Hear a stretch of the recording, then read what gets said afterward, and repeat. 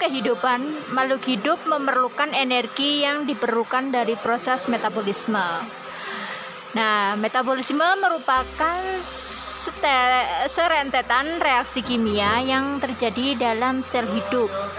Dalam metabolisme ada dua fase, yaitu katabolisme dan anabolisme. Secara menyeluruh, sebagian besar menjadi karbo dan air dengan membebaskan energi. Energi yang diperoleh disimpan dalam molekul-molekul organik dan digunakan untuk melakukan kerja dari sel. Sebaliknya dari katabolisme adalah anabolisme, yang merupakan serangkaian reaksi-reaksi kimia yang membutuhkan energi untuk membentuk molekul-molekul besar dari molekul-molekul yang lebih kecil, misalnya protein dari asam amino. Setelah metabolisme yaitu adanya anabolisme dan katabolisme.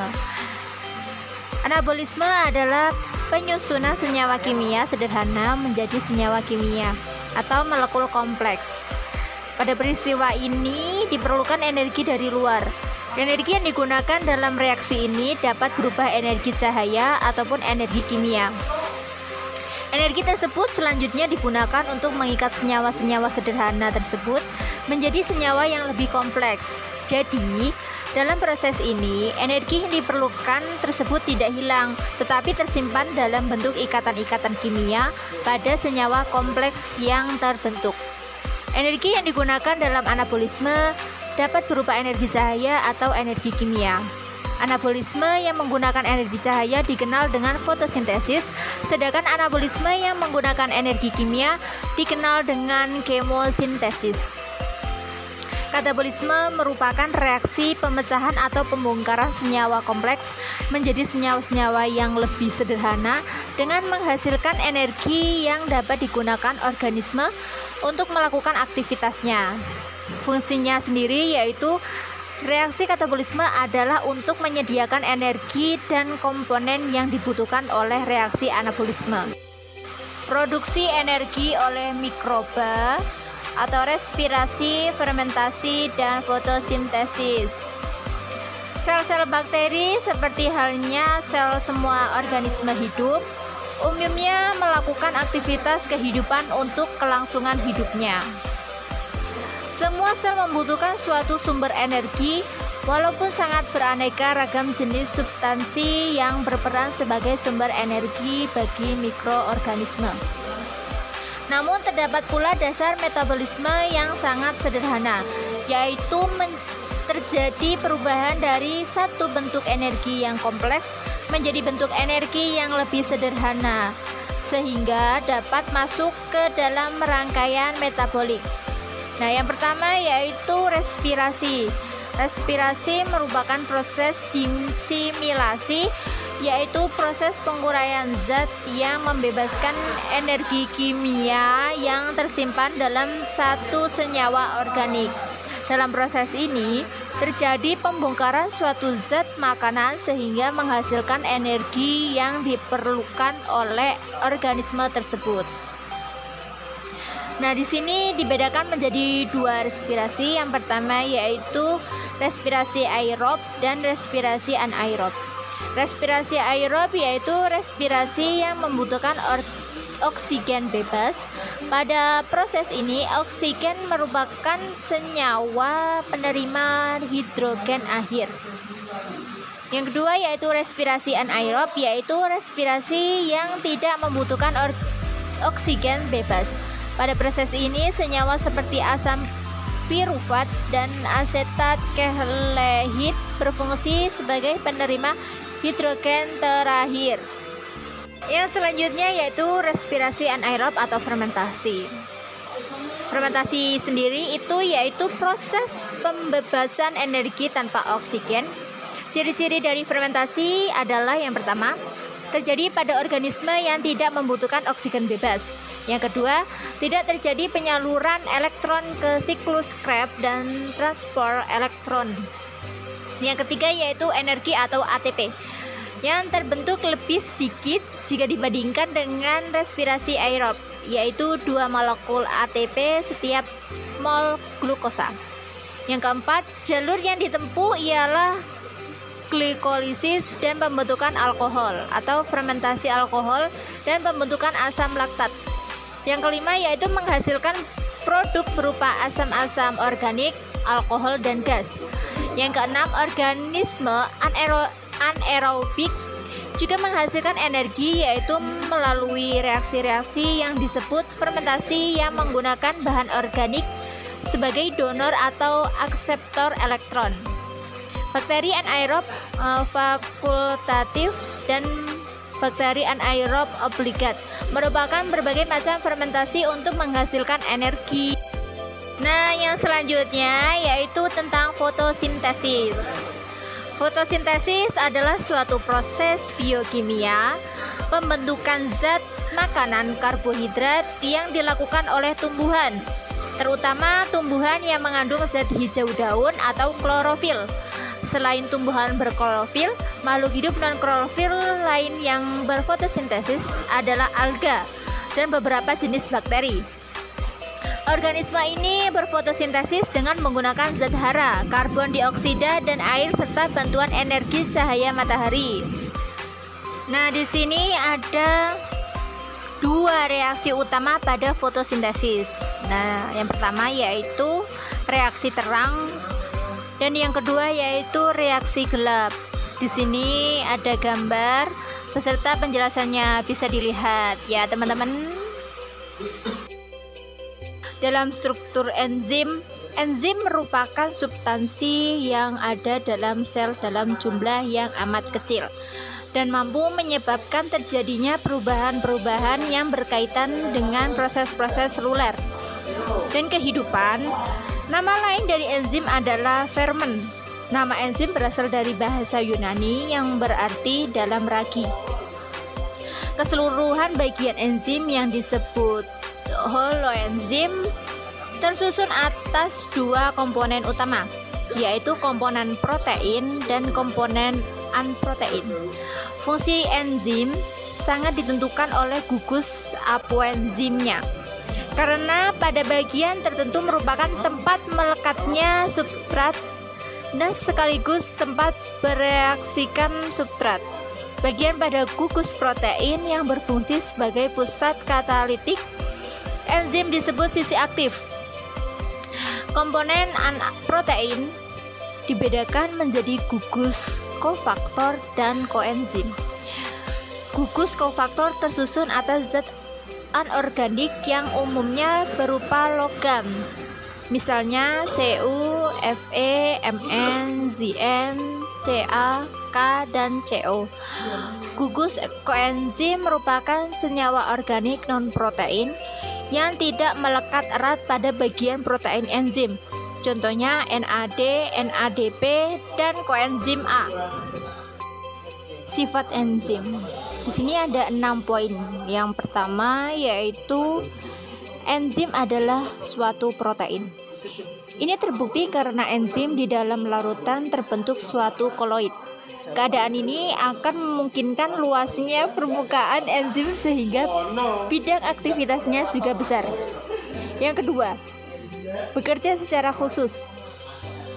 Enzim tertentu hanya dapat mempengaruhi reaksi tertentu dan tidak dapat mempengaruhi reaksi lainnya. Contohnya, di dalam usus rayap terdapat protozoa yang menghasilkan enzim selulase, sehingga rayap dapat hidup dengan makan kayu karena dapat mencerna selulosa atau salah satu jenis karbohidrat atau polisakarida. Yang ketiga yaitu enzim sebagai katalisator. Artinya, sebagai zat yang mampu mempercepat reaksi kimia, tetapi enzim tidak ikut bereaksi.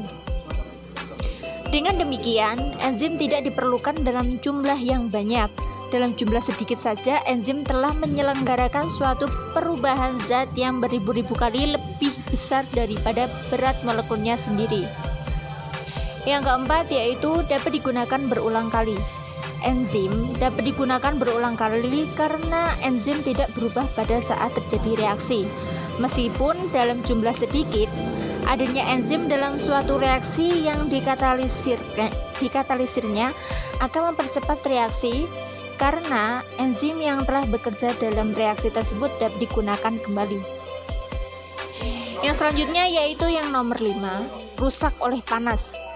Enzim adalah suatu proses yang dapat rusak oleh panas, disebut denaturasi. Kebanyakan enzim rusak pada suhu di atas 50 derajat Celcius. Reaksi kimia akan meningkat 2 kali lipat dengan kenaikan suhu sebesar 10 derajat Celcius. Kenaikan suhu di atas suhu 50 derajat Celcius tidak dapat meningkatkan reaksi yang dikatalisir oleh enzim, tetapi justru menurunkan atau menghentikan reaksi tersebut. Karena disebabkan enzimnya rusak sehingga enzim tersebut tidak dapat bekerja. Yang terakhir yaitu nomor 6, dapat bekerja bolak-balik. Umumnya enzim dapat bekerja secara bolak-balik. Artinya suatu enzim dapat bekerja menguraikan suatu senyawa menjadi senyawa-senyawa lain, dan sebaliknya dapat pula bekerja menyusun senyawa-senyawa itu menjadi senyawa semula. Pada tumbuhan, proses fotosintesis menghasilkan glukosa. Apabila glukosa yang dihasilkan dalam jumlah banyak, maka glukosa tersebut diubah dan disimpan dalam bentuk pati. Pada saat diperlukan, misalnya untuk pertumbuhan, pati yang disimpan sebagai cadangan makanan tersebut diubah menjadi glukosa.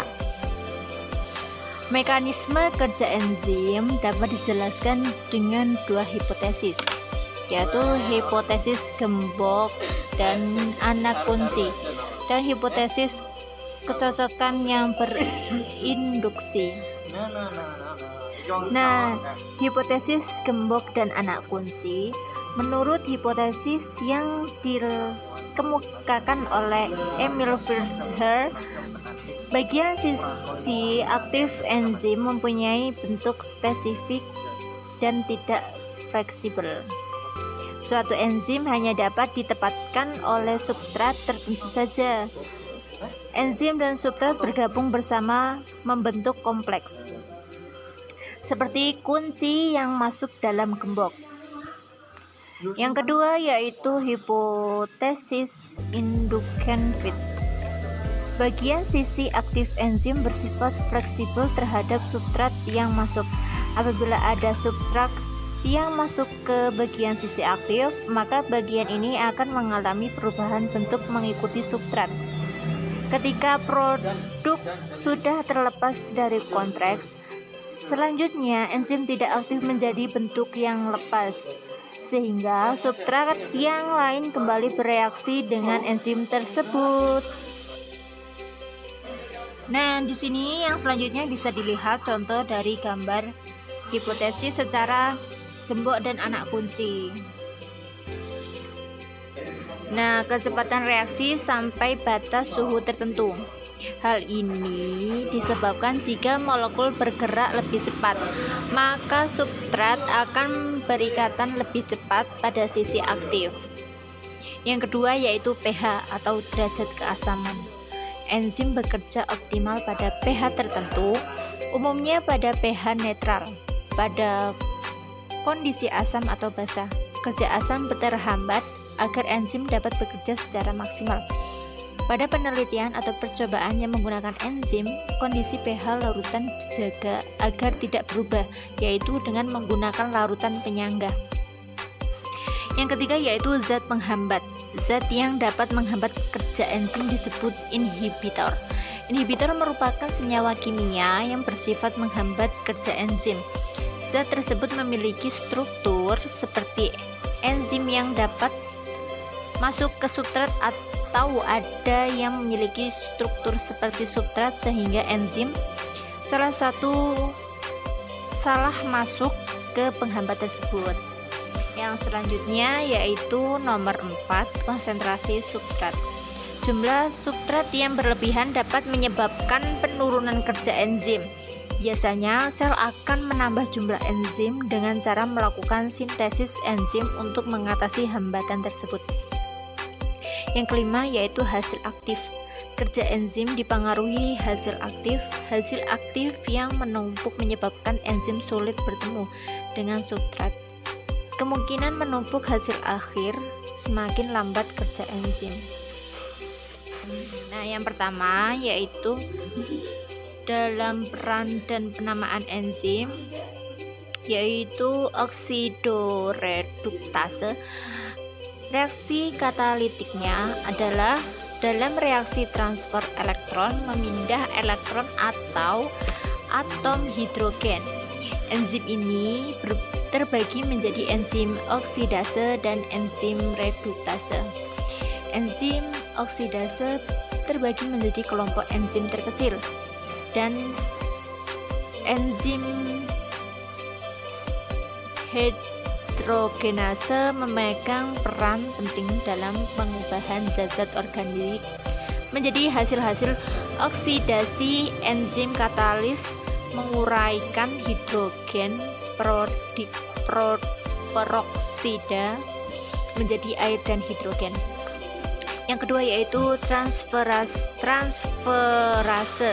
Enzim transferase mentransfer gugusan kimia fungsinya dari suatu substrat ke substrat lain.